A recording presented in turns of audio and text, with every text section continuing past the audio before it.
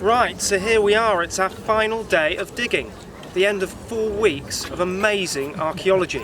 So what I'm going to do is give you a very brief recap of what's been happening. So I'm standing in the smaller of this year's 2 trenches where we've had a really varied picture emerge.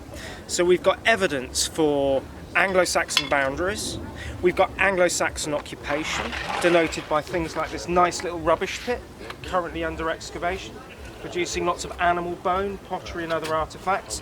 And we've had another one of these rubbish pits over on the other side of the trench. But what we've also got in this trench, and particularly significantly, is burial archaeology. These burials do appear to be Anglo-Saxon, but we await radiocarbon dating to confirm that.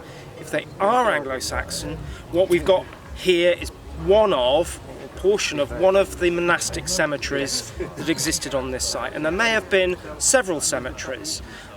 This has potential to be one of the lay cemeteries associated with the monastery, and it may be that burials that we got focused on a second church.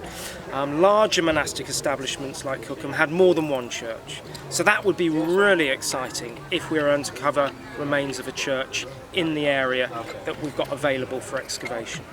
So lots of really interesting stuff in this trench. It's proved more exciting than we initially thought, actually, and particular significance of is the burials that I've just mentioned. In our other trench, we've got very different and very complementary archaeology, but of no less importance. Basically, what we've discovered down near the Anglo-Saxon riverside is a dense area of infrastructure that would have supported the monastery. We've got an area that's used for unloading goods from the River Thames. We've got workshops and other production buildings.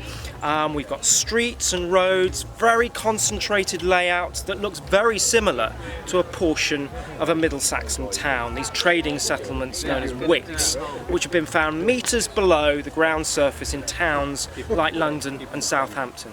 So it's giving us for the first time a detailed impression of the organisation of a royal monastery here on the Thames and all the infrastructure that went with it. And we'll be returning, because the archaeology is really well preserved. We've got horizontal stratigraphy, floors, hearths, the interior buildings. We're going to be returning and carefully unpicking that story over many seasons. So watch this space.